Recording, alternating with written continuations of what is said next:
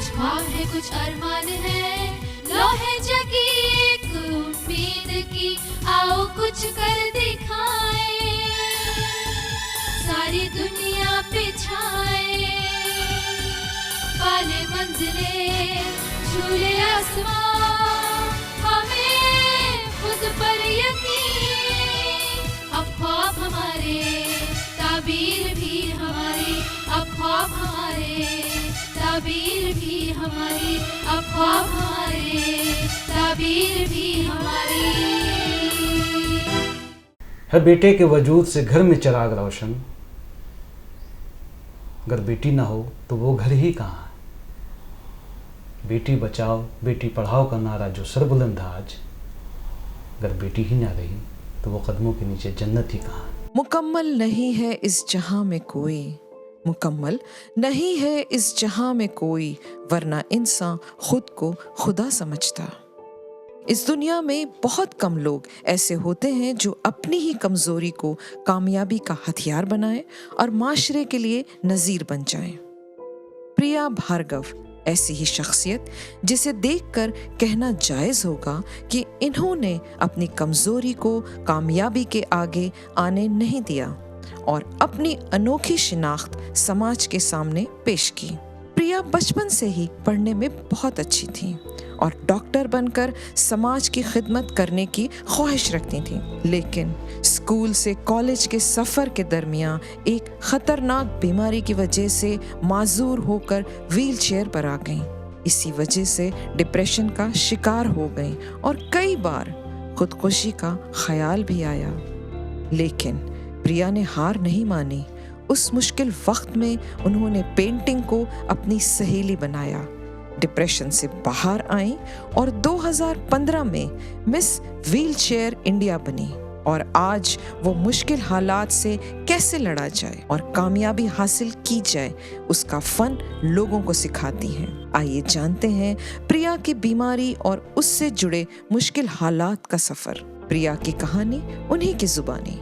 नाज़रीन आदाब, मैं हूं सैयद नज़म इकबाल और आप देख रहे हैं अपना पसंदीदा प्रोग्राम ख्वाब हमारे ताबीर भी हमारी। जैसा कि आपको पता है नाज़रीन कि हम हर हफ्ते इस प्रोग्राम के तहत ऐसी खातून को आपके सामने रूबरू करवाते हैं जिन्होंने मुश्किल हालात से लड़ते हुए, जद्दोजहद करते हुए, मुश्किल और परेशानी को सर करते हुए एक नई मंजिल पाई और एक नया मुकाम पाकर उस पर जीत हासिल की।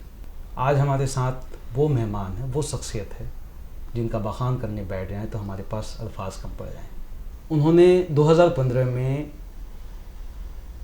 मिस इंडिया व्हीलचेयर का खिताब जीता और कई अवार्ड्स अपने नाम किए हैं, कई एजाज़ से नवाजा उनको गया, कई महफिलों की शान रही हैं और सरकार ने और गैर सरकारी संस्थाओं ने उनको बहुत सारे अवार्ड से नवाजा है। तो आज हमारे साथ ख़ुद मौजूद है प्रिया भार्गव जी। प्रिया मैम, आपका खैर मकदम हमारा प्रोग्राम ख्वाब हमारी ताबीर भी हमारी। आप अपने सफ़र के बारे में बताइए कि आपका बचपन कैसा था, फिर आपकी तबीयत ख़राब हुई, फिर किस किस मराहिल से आपको गुजरना पड़ा, किस तकलीफ़ और किस शिद्दत से आपको दो चार होना पड़ा, वो बताइए आप। सबसे पहले तो शुक्रिया कि आपने मुझे यहाँ इनवाइट किया। मेरी जो कहानी है वो इस तरह से शुरू होती है कि 19 वर्ष तक मैं बिल्कुल ठीक थी, चलती फिरती थी, गाड़ी ड्राइव करती थी, एक नॉर्मल मेरा बचपन गुजरा है और बड़े प्यार से माता पिता ने पाल के बड़ा किया है। मैं इस ऐसे फैमिली बैकग्राउंड से आती हूँ जहाँ पढ़ाई बहुत इम्पॉर्टेंट रोल प्ले करती है। हमेशा मेरा ध्यान पढ़ाई में ही रहा था। मेरा सपना था कि मैं डॉक्टर बनूं। उसी रास्ते पे मैं चल पड़ी और बहुत मेहनत से मैंने मेरिट रैंक प्राप्त किया, जो मेरा 33rd रैंक आया था, और फिजियोथेरेपी में मैंने एडमिशन लिया। उस वक्त फिजियोथेरेपी एक ब्रांड न्यू ब्रांच हुआ करती थी मेडिकल फील्ड में, उसके लिए क्रेज़ बहुत था नए स्टूडेंट्स को। जब मेरा एडमिशन हुआ एंड फर्स्ट ईयर में ही मुझे कुछ ऐसे सिम्टम्स आने लगे जिसकी वजह से मेरा चेहरा लाल हो जाता था, स्पेशली जब मैं धूप में जाती थी, और वो इस तरह के रैश होते थे जैसे बटरफ्लाई का साइन होता है नाक पे और दोनों गालों पे, और वो बहुत प्रोमिनेंट दिखता था, बिल्कुल क्लियर कि कुछ अलग है ये हटके। दूसरा ये तो चलो ठीक था, मैंने स्किन स्पेशलिस्ट से भी ट्रीटमेंट लिया उस चीज़ का, बट कभी आइडिया नहीं लगा कि ये एक इतनी बड़ी बीमारी में बदल जाएगा जो लाइलाज है। सो एक दिन ऐसा हुआ फर्स्ट ईयर के दौरान कि मुझे बहुत तेज़ फीवर आया और डॉक्टर के पास ले गए, तो क्योंकि ये बीमारी बहुत रेयर है, बहुत ही कम लोगों को होती है, सो डॉक्टरों को पता ही नहीं चला कि हुआ क्या है। तो उन्होंने उस टाइम पे, क्योंकि मुझे ठंड लग के बुखार आता था, तो उन्होंने उस टाइम बोल दिया कि मुझे मलेरिया हुआ है। सो ये मिस डायग्नोसिस था, फर्स्ट मिस डायग्नोसिस, मुझे 2 बार तो मिस डायग्नोस हुआ है। सो उसका ट्रीटमेंट चला और 1 हफ्ते बाद फिर से मुझे फीवर आ गया। फिर डॉक्टर को लगा कि भाई मलेरिया से अगर ठीक नहीं हुई उसकी दवाइयों से, तो हो सकता है कोई ऐसी इससे मिलती जुलती बीमारी जो बहुत ज़्यादा फैल रही है वही होगी, तो मुझे टाइफाइड का ट्रीटमेंट देने लगे। सो 1 हफ्ता मैं ठीक भी हो गई उसका ट्रीटमेंट के बाद, और कुछ महीने के बाद मुझे अचानक से इतना तेज़ फीवर आता है, 106 पहुंच जाता है, और वो कोई भी पैरासीटामोल से डाउन नहीं होता है, पट्टियां रखने से डाउन नहीं होता है। तो जब हॉस्पिटलाइज किया गया तब एक डॉक्टर लकीली ऐसे मिल गए जिन्होंने ऐसा केस देखा था जिसमें जॉइंट पेन होता था, फीवर आता था बहुत तेज़ और रैशेज होते थे। सो उनको जब शक हुआ तो उन्होंने मेरा ब्लड भेज दिया बड़े लैब में टेस्ट के लिए। अच्छा, इस टेस्ट के लिए भी स्पेशल लैब होते थे, ये नॉर्मल लैब में नहीं पता चलता था इसका। सो जब टेस्ट की रिपोर्ट आई तो पता चलता है कि जो नॉर्मल यूनिट 100 होनी चाहिए एंटीबॉडीज़ की, वो मेरी 351 पहुंच चुकी थी। यानी एंटीबॉडीज़ वो हमारे शरीर में ऐसे सेल होते हैं जो हमें जर्म्स या किसी इन्फेक्शन से बचाते हैं। सो मेरा जो एंटीबॉडीज़ थे वो इतने ज़्यादा हो चुके थे कि मेरे ही दुश्मन बन चुके थे। अब ये जब रिपोर्ट आती है तो उसमें पता चलता है मुझे ऐसी बीमारी है जो लाइलाज है, और अपनी खुद का जो बॉडी के सेल्स हैं वो अपने दुश्मन बन गए, क्योंकि ये ऐसी रेयर और डेंजरस बीमारी है कि ऑब्वियसली वो मुझे नहीं बताते, मेरी मम्मा को नहीं बताते। उन्होंने मेरी मम्मा से बोला कि इसके पिताजी को बुलाओ आप, टेलीग्राम दे के या जैसे भी फैक्स करके, क्योंकि फील्ड एरियाज़ में इनफैक्ट नॉर्मल बेसिक फैसिलिटीज़ भी अवेलेबल नहीं होती इंटरनेट वगैरह की। सो डैड को 2 दिन लग गए फ्लाइट से आने के लिए, क्योंकि वो पोस्टेड थे नागालैंड। सो जब आते हैं तो उनको बोला जाता है कि आपकी बेटी को ऐसी कोई बीमारी है जिसका कोई इलाज नहीं है, इसको सिर्फ दवाइयाँ दे के हम मैनेज कर सकते हैं, और ये ज़िंदगी भर ऐसे ही इसको दवाइयाँ लेके चलाना पड़ेगा। और ये बीमारी ऐसी है जो किसी भी ऑर्गन को इन्वॉल्व कर सकती है, हार्ट हो गया, लंग्स हो गया, स्पेशली किडनी, हार्ट और लंग्स मेन टारगेट होते हैं इस बीमारी में। सो क्योंकि मैं फर्स्ट ईयर में थी, मेडिकल की पढ़ाई कर रही थी, तो डैड ने सोचा कि मुझे बताना ज़रूरी है और मैं समझ भी जाऊंगी, क्योंकि मेरा तो इरादा यही था लोगों की सेवा करना आगे जाके। तो उन्होंने मुझे बताया कि ऐसी ऐसी चीज़ है, और देखो मैंने अपनी बुक्स मंगाई मेडिकल की, उसमें पढ़ा, मैंने इंटरनेट पे भी रिसर्च की। तो शुरुआत तो ठीक थी, मैंने हिम्मत से काम लिया, मैंने डॉक्टर से खुद डिस्कस किया कि कौन सी दवाई मुझे दी जाएगी, किसका क्या रोल है हर दवाई का। सो उस टाइम मैं बहुत कॉन्फिडेंट थी।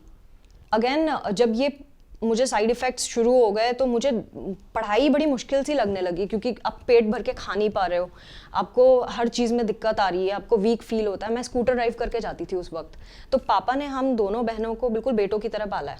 अब मैम पैरों से आप व्हील चेयर पर आ गई, लेकिन आप में हिम्मत नहीं आ रही।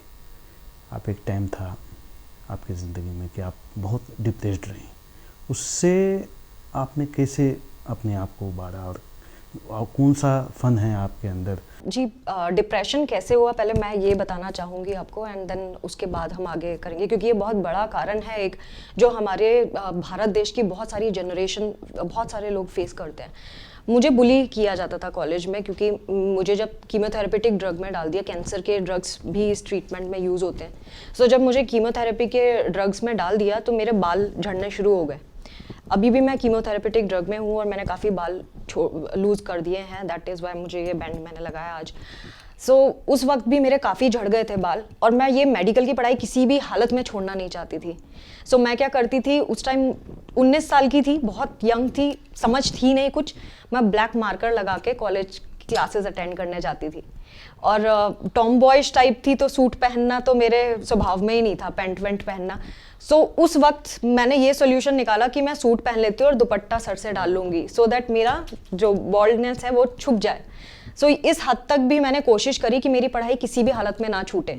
बट कॉलेज के कुछ बच्चे ऐसे होते हैं ना, नोटी से पीछे से कमेंट करना, कुछ बोलना, मुझे चलने में भी दिक्कत आती थी, कुछ बच्चों ने पीछे से कमेंट करना शुरू कर दिया, वो दिल पे लग गई मेरे। और सेकेंडली दूसरी बात ये था कि मैं मेरिट होल्डर थी कॉलेज मे बी। और मेरे साथ के जो दोस्त थे उन्होंने मुझे हेल्प करना छोड़ दिया, कोई अगर लेक्चर मिस होते थे तो बताते नहीं थे ढंग से। सो वो मुझे बहुत ज़्यादा लग रही थी चीज़ें कि कोई नहीं है साथ, जब सबकी ज़रूरत थी तब कोई नहीं था। सो एक दिन ऐसे ही कॉलेज से वापस आती हूँ और मैं हेलुसिनेट करना शुरू कर देती हूँ, मुझे आवाज़ें आनी शुरू हो जाती हैं एंड मैं कंटिन्यूसली रोती जा रही थी।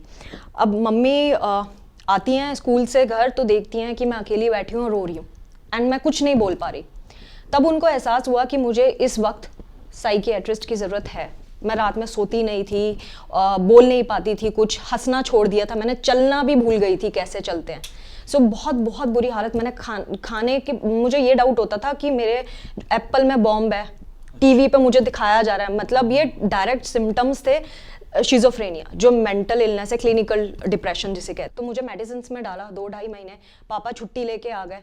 ज़िंदगी को जीने की यही कला है, यही फ़न है कि उसको जो है अपने मुताबिक कैसे किया जाए। तो PMM को देखकर यह हमें एहसास होता है। और यहाँ पे एक शेर अर्ज़ करना चाहूँगा कि है कलम में तासीर तो लिख डाल मेरी किस्मत, है कलम में तासीर तो लिख डाल मेरी किस्मत, एक दिन तू भी मेरी सिफारिश का मुंतज़िर होगा। तो कभी हार नहीं माननी चाहिए किसी भी मुश्किल और परेशानी को देखते हुए। ज़िंदगी में आता है, ये ज़िंदगी है, ये सफ़र है, सफ़र में पड़ाव भी आता है, मंजिल भी आती है और आपको जो चाहिए होता वो भी मिलता है, जो नहीं चाहिए होता वो भी मिलता है। कांटे भी हैं, फूल भी हैं। तो मैं आपकी तरफ मैं मुखातिब हूँगा फिर से कि आपके बीच में पढ़ाई छूट गई, फिर दोबारा पढ़ने की जो चाहत है वो कहाँ से पैदा हुई, वो बताइए। जैसे मैंने आपको बताया कि बहुत ज़्यादा बीमार रही हूँ मैं, और बच्चे ज़रूर पढ़ाती थी लेकिन मेरी हालत वैसी नहीं थी कि मैं कॉलेज जाके रेगुलर पढ़ाई कर सकती। इसीलिए माता पिता ने भी इतना ज़्यादा पुश नहीं किया कि फिर से पढ़ाई शुरू करो या कुछ। बट एक दिन ऐसा हुआ कि एक पेरेंट आई मेरे पास और उन्होंने अपने बेटे को मेरे पास लगाया पढ़ने के लिए। एक हफ्ते के बाद उसका किसी पुराने ट्यूशन की जो पढ़ी होगी उसने, उसका रिज़ल्ट आया और वो बच्चे के मार्क्स नहीं ठीक थे। तो वो रात मुझे अच्छे से याद है, रात के 8 बजे थे, मैं अपना डिनर ले रही थी, उनका लैंडलाइन पे फ़ोन बजता है और मम्मी उठाती हैं एंड बोलती हैं कि एक पेरेंट का फ़ोन है एंड वो आपसे बात करना चाहती हैं। मैं गई, मैंने उनसे बात करी तो वो मुझे कहती हैं कि प्रिया ऐसा है कि आप ना, मेरे बेटे के अच्छे नंबर नहीं आए, आपने कैसे पढ़ाया है, आप इसको ना मारा पीटा करो और इसको एक्स्ट्रा बिठा के पढ़ाओ। मैंने कहा कि देखिए, पहली बात तो ये मुझसे पढ़ा नहीं जो टेस्ट के मार्क्स मिले हैं, दूसरी बात मैं बच्चे को टच तक नहीं करती, मारना तो अब दूर की बात है, और तीसरी बात अगर आप चाहती हैं कि मैं आपके बेटे को एक्स्ट्रा पढ़ाऊँ तो आपको पेमेंट भी एक्स्ट्रा करना होगा, क्योंकि मैं कहीं और से तो अर्न करती नहीं हूँ, यही मेरा सोर्स ऑफ इनकम है। उन्होंने मुझे कहा कि मैं तुम्हें क्यों पे करूँ, तुम तो अंडर ग्रेजुएट हो। और ये चीज़ इतनी ज़्यादा चुभी मुझे, क्योंकि पहले से ही मेरे दिल में था कि मुझे पढ़ना है, और ये चीज़ें हर बार ही चुभती थी कि जो मुझसे बहुत कमज़ोर थे पढ़ने में बच्चे, वो भी कहीं पहुंच गए थे हाई पोजीशंस में, और मैं ऐसी जो घर पे बैठी हुई हूँ।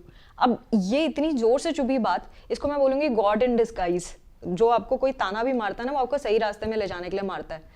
ये बहुत अच्छा हुआ कि उन्होंने मुझे ऐसा बोला और मैंने अपनी पढ़ाई करी। मैंने उस दिन जिद पकड़ ली कि मुझे तो पढ़ना है, चाहे जो हो जाए, चाहे मैं पढ़ते पढ़ते चली जाऊँ इस दुनिया से, लेकिन मुझे पढ़ना है। अब मम्मी पापा को लगा कि भाई ये तो बड़ी जिद्दी हो चुकी है, अब इसको पढ़ाना ही पड़ेगा। तो उन्होंने बोला अच्छा तुम ऐसा करो, एक सर्टिफिकेट कोर्स करो और हमें प्रूव करके बताओ कि तुम कर सकती हो पेपर, 3 घंटे पेपर दे सकती हो। पढ़ना वॉज नॉट डिफिकल्ट, क्योंकि मैं ऑलरेडी बच्चे पढ़ा रही थी। डिफिकल्ट था कि 3 घंटे बैठ के एग्जाम हॉल में बैठ के लिख सकती हूँ क्या, वो मेरे लिए परेशानी वाली बात थी। मैंने कहा ठीक है, मैं सर्टिफिकेट कोर्स का एक बार एग्ज़ाम दे देती हूँ, 6 महीने का कोर्स है, अगर मैंने उसको क्लियर कर दिया तो आप मुझे रोकोगे नहीं पढ़ने से। मैंने दिया सर्टिफिकेट एग्ज़ाम एंड उसमें मैंने 82% स्कोर किए सेल्फ स्टडी करके।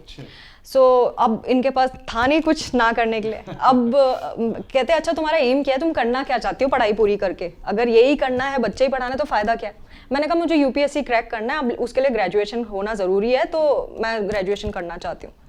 तो डैड ने सजेस्ट किया तुम BA कर लो, घर बैठे हो जाएगा, कहीं ज़्यादा भाग दौड़ नहीं लगेगी। अब मेरा तो ईगो हर्ट हो गया उस वक्त, क्योंकि मैं तो मैथ साइंस की साइड की थी, मैंने मैथ्स बायो दोनों लिया था 12th में। मैंने कहा नहीं, जो सबसे बेस्ट कोर्स अवेलेबल होगा ना, मैं वही करूँगी चाहे जो हो जाए। अब वो मैंने BCA bachelors in computer applications में एडमिशन लिया। और लकीली मुझे ऐसे काउंसलर्स मिले स्टडी सेंटर में कि उन्होंने मुझे सपोर्ट किया। उन्होंने बोला तुम रोज़ रोज़ आने की ज़रूरत नहीं है और घर से बैठ के पढ़ो, महीने में 1 दिन आ जाना और जो भी डाउट है पूछ लेना और अटेंडेंस में साइन कर देना। अच्छा, उसके पीछे एक और रीज़न था उन्होंने क्यों ऐसा कहा, क्योंकि जो हमारा स्टडी सेंटर था ना वो एक्सेसिबल नहीं था। मैं चलना फिरना तो था नहीं मेरा, तो अब मुझे ले जाना भी बड़ी दिक्कत की काम थी। और वो स्टडी सेंटर अंडरग्राउंड बना हुआ था, सीढ़ियाँ उतर के जाने वाला। तो अब वो भी थे कि वो कैसे मैनेज करते, मुझे कैसे मैनेज करते, तो इसीलिए उन्होंने मुझे रिलैक्स कर दिया। मेरे लिए भी इजी था क्योंकि इवनिंग में क्लासेस लगती थी, अगर मैं बच्चे पढ़ाती या मैं क्लास अटेंड करती तो मुझे भी वो सूटेबल लगा। एंड वही चीज़ें आपके फायदे की। हाँ, सो मैंने पढ़ा, सेल्फ स्टडी करी। जो यूट्यूब में IIT के चैनल्स होते हैं, IIT चेन्नई वगैरह के, वो मैं पढ़ती थी वहाँ से। और पूरी सेल्फ स्टडी से मैंने एग्ज़ाम दिया और रीजनल सेंटर में टॉप कर लिया। BCA में। अच्छा, जो मेरे स्टडी सेंटर के बच्चे थे वो ये तो जानते थे प्रिया भार्गव नाम की कोई लड़की है जिसने टॉप किया है, शक्ल से नहीं जानते थे मुझे। सो जब मैं फाइनली सर से मिलने गई, उन्हें थैंक्स बोलने के लिए मुझे जैसे तैसे नीचे उतारा गया सीढ़ियों से और लेके गए, तो उस दिन सब पहचाने कि ये लड़की है जिसने टॉप किया है। एंड खूब उनको डांट पड़ी सारे, जैसे कि इंस्पिरेशन वाली बात हो जाती है कि इस कंडीशन में अगर ये कर सकती है तो आप क्यों नहीं कर सकते हो। सो बट अगेन अब क्वेश्चन वाज कि ग्रेजुएशन तो पूरा हो गया, अब UPSC क्रैक करना है, कैसे करेंगे। सो जो मेरे स्टडी सेंटर में काउंसलर थे उन्होंने मुझे बोला कि प्रिया देखो ऐसा है कि तुम्हारी जो मेडिकल कंडीशन है बहुत रेयर है, वी आर नॉट श्योर आपको मेडिकली फिट भी करेंगे वो या नहीं करेंगे, हमें आपके इंटेलिजेंस पे डाउट नहीं है, आप क्लियर कर लोगे, बट अगर मेडिकली अनफिट कर दिया फिर सो ऐसा करो MCA भी कर लो, वो इंटीग्रेटेड कोर्स है, 3 इयर्स के बजाय 2 इयर्स में हो जाएगा साथ साथ। मैंने कहा सर बोल तो आप सही रहे हैं, तो मैं कर लेती हूँ। मैंने MCA भी किया, उसमें भी टॉप कर लिया। तो it was June 2014 when I finish my MCA। सो अब MCA फिनिश हो गया, तो लेकिन बात वही थी कि जो मुझे जॉब ऑफर्स हो रहे थे, क्योंकि मैंने करस्पॉन्डेंस से किया था, वो बहुत कम सैलरी में हो रहे थे। उससे ज़्यादा तो मैं 4 घंटे बच्चे बिठा के अर्न कर रही थी। सो मुझे वो सेंसिबल नहीं लगा कि मैं, और सेकेंडली मम्मा पापा वर्किंग थे तो मुझे ले जाता कौन और लेके कौन आता, और वो भी छोटे से पैसों के लिए। सो वो मुझे ठीक नहीं लगा। सो अगेन वो फ्रस्ट्रेशन मेरा ना बढ़ता जा रहा था कि चलो मैं बोल तो सकती हूँ मैं सॉफ्टवेयर इंजीनियर हूँ, बट उसके आगे क्या, मैं करती क्या हूँ, एम आई डेवलपिंग सम सॉफ्टवेयर, नो। सो वो मुझे फिर चुभने लगी थी बात। इन बिटवीन जब मैं 2013 में मिस व्हीलचेयर इंडिया पहली बार हुआ था, सो होता क्या है जब इस तरह के हम टाइटल्स देखते हैं, सो मुझे तो सबसे पहले, मैं टू बी वेरी ऑनेस्ट, मुझे बहुत हंसी आई थी ये चीज़ देख के। जब मैंने लड़कियों को व्हीलचेयर पे बैठ के एंड मेकअप डाल के देखा था, दे वर नॉट फिट, मतलब पतली भी नहीं थी जैसे हम मिस इंडिया टाइटल्स में देखते हैं, लड़कियां बड़ी स्लिम एंड ट्रिम होती हैं, फिट होती हैं, बिल्कुल खूबसूरत होती हैं। उसका जस्ट ऑपोजिट मुझे वो पेज पे दिख रहा था, फेसबुक पेज पे, कि लड़कियां बिल्कुल भी फिट नहीं थी एंड वो ब्यूटी टाइटल के लिए compete करने के लिए थी। सो 2013 में जब पहली बार देखा तो मैं बहुत हंस के लोटपोट हो गई थी एंड ये सोच रही थी कि यार क्या दिमाग खराब है इन लड़कियों, क्या कर रही हैं ये करके। सो मुझे उस साल एक फेसबुक एक्विटेंस है प्रोफेसर प्रभात रंजन, जो स्पेशली एबल्स के लिए बहुत काम करते हैं, तो मैंने उनको देखा था एक NGO के जो फाउंडर हैं उनका ट्रीटमेंट करते हुए। तो मैंने उनको रिक्वेस्ट भेजा और उनसे पूछा कि आप मेरी बीमारी में मेरी कैसे हेल्प कर सकते हैं सो दैट मैं और ज़्यादा रिकवर हो जाऊँ। सो इस तरह से मेरी उनसे दोस्ती हुई और उन्होंने मुझे पुश किया कि प्रिया तुम पार्टिसिपेट करो, 2013 में बोला था। तो उस टाइम तो मैं पढ़ रही थी, MCA कर रही थी, तो मैंने उनको मना कर दिया। मैंने कहा सर देखो मेरा तो ध्यान हट जाएगा पढ़ाई से अगर मैं इसमें ध्यान दूंगी, क्योंकि मुझे परफेक्शन की आदत है, छोटी मोटी चीज़ों से नहीं चलता मेरा। सो मैं पहले पढ़ाई पूरी करूँगी फिर मैं सोचूंगी इस बारे में। उसके पीछे बहुत सारे रीज़न थे, सिर्फ एक रीज़न नहीं था कि डिसेबिलिटी और ब्यूटी वाली बात, बहुत सारी चीज़ें थी जिस वजह से मैं पार्टिसिपेट नहीं करना चाहती थी। अब 2014 में उन्होंने फिर मुझे बोला कि Priya you are good looking, you should send your pictures, at least send it. मैंने कहा सर मैं तो अमेरिका जा रही हूँ, मेरी दीदी तब तक USA चली गई थी, तो मैं तो घूमने के चक्कर में थी, तो मैंने कट मार दिया, नहीं गई मैं। 2014 में भी पार्टिसिपेट नहीं किया। अब जब मैं 2015 आ गया, मैं वापस आ चुकी थी इंडिया, 2 महीने के लिए गई थी। सो इट वॉज जनवरी 2015। मेरा फ्रस्ट्रेशन लेवल उस हाइक तक पहुंच गया था कि मैं खुद से क्वेश्चन करने लगी थी कि मैं कर क्या रही हूँ अपनी लाइफ में। ठीक है मैं ठीक हो गई, उतनी ज़्यादा कॉम्प्लिकेशंस नहीं, बीमारी तो कभी ठीक नहीं होगी मेरी, दवाइयों पे मैं हमेशा रहती हूँ, लेकिन ये है कि वो जो गंदा वाला साइड था मेरी लाइफ का कि पट्टियों से लिपटी होना, पस निकलना, वो सब ठीक हो चुका था मेरा। तो अब अगेन मैं क्वेश्चन करने लगी थी कि मैं अपनी लाइफ में कर क्या रही हूँ, क्यों मैं और कुछ नहीं कर रही अपनी ज़िंदगी में, क्या मैं अभी भी MCA होके बच्चे ही पढ़ाती रहूँगी और कुछ नहीं करूँगी? सो उस दिन फ्रस्ट्रेशन के मारे मैंने अपनी एप्लीकेशन पिक्चर्स मिस इंडिया के लिए भेज दी, और वो भी सिंपल जो USA में मैंने क्लिक करी थी। एक हफ्ते के बाद मेरे पास फाउंडर का फ़ोन आता है, वो मुझसे पूछते हैं कि पूरा मेरे बारे में पूछते हैं, एंड ही गॉट इम्प्रेस्ड, क्योंकि स्पेशली एबल्ड्स में भी अगर आप देखें तो हमारे देश में तो एजुकेशन के लेवल पे लोग पढ़ते नहीं है। जब डिसेबिलिटी आ जाती है तो लोग जनरली फैमिली भी पुश नहीं करती पढ़ने के लिए, वो सोचते हैं कि यार तुम 12वीं पास कर लो, दैट इज़ इनफ, तुमसे काम भी नहीं करवाना, मतलब होप्स ही छोड़ देती है फैमिली। बट मेरे केस में ऐसा हुआ कि मुझे कभी मेरे पेरेंट्स ने किसी भी चीज़ के लिए नहीं रोका। सो जब मेरी मैंने पिक्चर्स भेजी और फाउंडर का इंटरव्यू हो चुका, तो उन्होंने मुझे एक स्टेटमेंट बोला जिसकी वजह से मैं अपना नाम वापस लेना चाहती थी। उन्होंने मुझे बोला कि प्रिया अपनी ग्लैमरस पिक्चर्स भेजो। अब वो जो ग्लैमरस शब्द था उससे मुझे इतनी नफरत थी, पता नहीं क्यों हो गई थी, बट मैं बहुत ज़्यादा पार्शियल हो गई थी उस वर्ड को लेकर, और मैंने सोचा कि मैं चलो इनको मेल करके बोल दूंगी कि मेरी तबीयत ठीक नहीं रहती एंड मुझे बिल्कुल पार्टिसिपेट नहीं करना है इसमें, अभी मैं ठीक नहीं हूँ करके। बट समहाउ एक हफ्ता निकल गया और मैं भूल गई उनको मेल करना। एक आधी हफ्ता बीता होगा कि मुझे फिर वही जो फेसबुक के एक्विटेंस मेरे फ्रेंड थे जिन्होंने मुझे पुश किया था मिस इंडिया के लिए, उन्हीं के ही पुश करने से ये सारी चीज़ें मैंने भेजी थी। उनका फ़ोन आता है और वो मुझे कॉन्ग्रेचुलेट करके बोलते हैं, प्रिया फेसबुक पेज में आपकी टॉप 7 फाइनलिस्ट में पिक्चर है मिस इंडिया की। सो मैं तो शॉक्ड, क्योंकि मैं तो सोच ही नहीं रही थी कि मेरा सिलेक्शन हो जाएगा। अच्छा, और उनको पता चल गया फ़ोन पे बात करते करते कि मैं खुश नहीं हूँ, मैं थोड़ी सी घबराई हुई हूँ या शॉक्ड हूँ। तो उन्होंने बोला व्हाई एंट यू हैप्पी, तुम खुश क्यों नहीं हो, तुम are you mad, you are selected among 350 finalist, 350 application में आप टॉप 7 में आए हो। मैंने कहा सर ऐसा नहीं है, बट पता नहीं मेरा मन नहीं है इसमें जाने का। कहते देखो अगर मम्मी पापा नहीं साथ देते तो मैं लेके जाऊँगा, लेकिन तुम्हें पार्टिसिपेट करना है। मैंने कहा सर ऐसा नहीं है, मेरे माता पिता तो हमेशा साथ देते रहे हैं, मैं कहूँगी तो ज़रूर वो भी देंगे। सो ऐसे करके मैंने पार्टिसिपेट करने का ठान लिया। अब ये तो था कि ब्यूटी डिसेबिलिटी का फैक्टर, 2-3 फैक्टर ये भी थे कि एक तो मैं मोटी थी, उस टाइम मेरा काफ़ी वेट था, 62-65 के आसपास थी मैं, अभी मेरा 48 है वेट। सो अब एक तो वेट कम करना था और टाइम बहुत कम था, 6 महीने थे हमारे पास सिर्फ। और एक चीज़ ये थी कि जो मुझे बचपन से स्टेज फोबिया का इशू रहा है, मैं स्टेज पे जाके घबरा जाती हूँ, अकेले तो बिल्कुल ही घबरा जाती थी।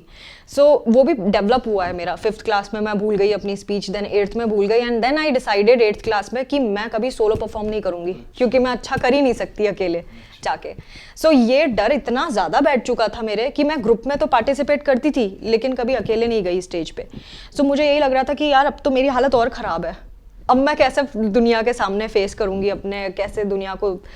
सो ये मुझे बड़ा बॉदर कर रहा था। इसके ऊपर मैंने काम करना शुरू किया, मैंने पूरा रिसर्च किया यूट्यूब पे कि कैसे स्पीच डिलीवर करते हैं, आपको क्या, अगर आप डरते हो तो आप कैसे खुद को इमेजिन कर सकते हो, ऐसी चीज़ों के ऊपर मैंने स्टडी करी। सो मेरा ये कहना है कि चाहे आपको डिग्री मिले ना मिले, लेकिन नॉलेज एक ऐसी चीज़ है जो होना चाहिए आपके पास, वो आपकी लाइफ में हमेशा काम आती है। वो आपको पे करके जी। सो मेरे साथ भी यही हुआ कि ये जो नॉलेज मैंने ली थी उसको यूज़ करके मैंने अपना वेट कम किया और 6 महीने के अंदर मैं 65 से 48 पे पहुंच गई।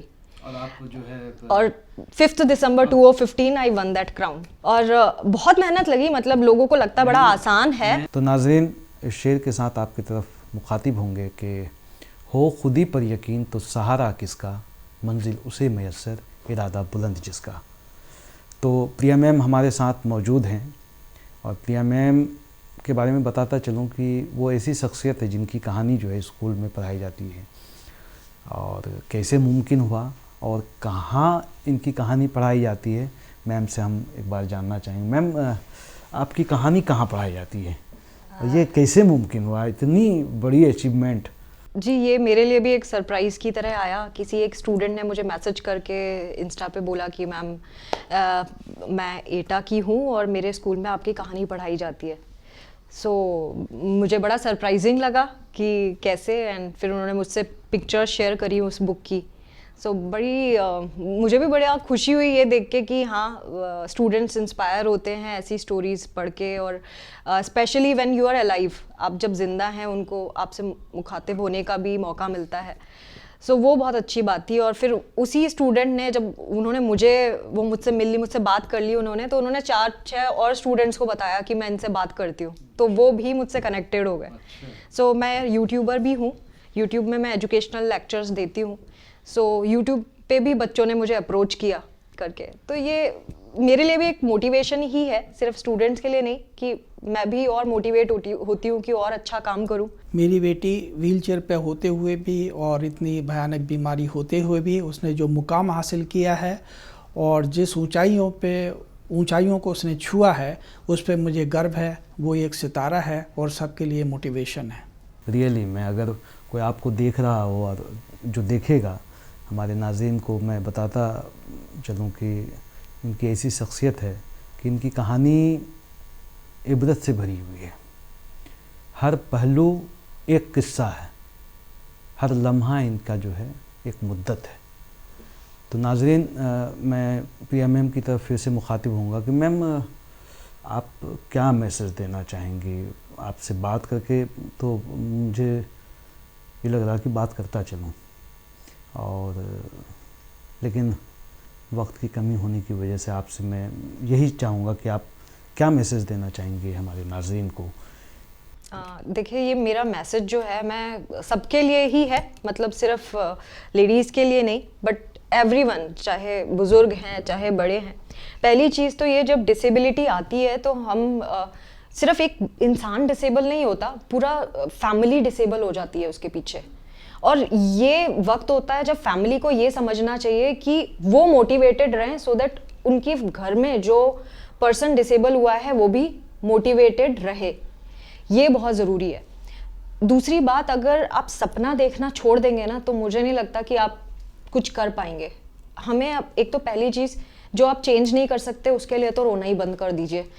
दूसरा, जो आप चेंज कर सकते हैं उसके ऊपर ज़रूर काम करें, और अगर आप ढूंढेंगे ना तो आपको बहुत ऐसे लोग मिलेंगे जो आपका साथ देना शुरू कर देंगे। तो सबसे ज़रूरी ये है कि पहले आपको अपना एम बनाना ज़रूरी है कि आप अपनी लाइफ में करना क्या चाहते हैं, और बस उसको लेके आगे बढ़ते जाइए, आपको मंजिल ज़रूर मिलेगी। मैम, आपका सफ़र बहुत तवील रहा, लंबा रहा, आपके अचीवमेंट्स बेशुमार हैं, लेकिन जो आज हैं वही बनना चाहती हैं या कुछ और मंजिल तय कर रखा आपने? ऑफ कोर्स मैं प्रैक्टिसिंग साइकोलॉजिस्ट हूँ और इसी फील्ड में मैं आगे प्रोग्रेस करना चाहती हूँ, क्योंकि मुझे ऐसा लगता है कि मुझसे लोग प्रभावित होते हैं और मेरी बात बहुत अच्छे से समझते हैं। मैं आपको एग्जांपल बताऊँ, कुछ लोग ऐसे हैं जो मुझे मैसेज करके बोलते हैं, ma'am all because of you we did not commit suicide. आपकी वजह से हमने सुसाइड नहीं करी, क्योंकि हमने आपकी स्टोरी पढ़ी। सो ये बहुत बड़ी बात है। मैं जैसे अपने स्टूडेंट्स को भी मोटिवेट करती रही हूँ और वो आज अच्छी अच्छी जगहों पे अच्छे अच्छे कॉलेजेस में पढ़ रहे हैं। मुझे मेरा मकसद यही लगता है कि एक मोटिवेशन देना, लोगों को प्रोत्साहित करते रहना कि वो अपने सपने पूरे करें, और वो एक अच्छे साइकोलॉजिस्ट से ज़्यादा कोई और नहीं कर सकता। तो यही मेरी मंजिल है, और देश का नाम रोशन करती रहूं, ऐसे ही जैसे मैंने मिस वर्ल्ड में पार्टिसिपेट किया था और भारत देश को रिप्रेजेंट किया था। मैं भारत की पहली लेडी हूं जिसने इंडिया को रिप्रेजेंट किया था पोलैंड में मिस व्हीलचेयर वर्ल्ड में। और अब मैं ब्रांड एम्बेसडर हूं मिस व्हीलचेयर वर्ल्ड की इंडिया में। आपको तो कई अवार्ड मिल चुके हैं मैम, अवार्ड के बारे में तो बोलना ही नहीं है, कितने अवार्ड हैं, कितने एजाज़ात हैं, वो गिनती ही नहीं है। तो मैम, आपसे बात करके बहुत अच्छा लगा, हमारे लिए वक्त दिया, हमारे लिए वक्त निकाला आपने, आपका बहुत बहुत शुक्रिया मैम। आपने देखा नाज़रीन कि ज़िंदगी में कभी किसी मुश्किल हालात से, किसी परेशानी से इंसान को हार नहीं मानना चाहिए। कभी भी किसी भी परेशानी से इंसान को डिगना नहीं चाहिए। अपनी मंजिल पाने के लिए कोई भी राह चुनना पड़े, राह के कांटे चुन के साइड करते जाओ और मंजिल आपके सामने इंतज़ार करेगी। इस हफ्ते के लिए इतना ही। अगले हफ्ते इसी रोज़ इसी चैनल पे आपके सामने फिर से हाजिर होंगे किसी ऐसी शख्सियत के साथ जिन्होंने समाज के लिए एक नज़ीर पेश किया हो, जिसकी शख्सियत समाज के लिए एक मिसाल हो।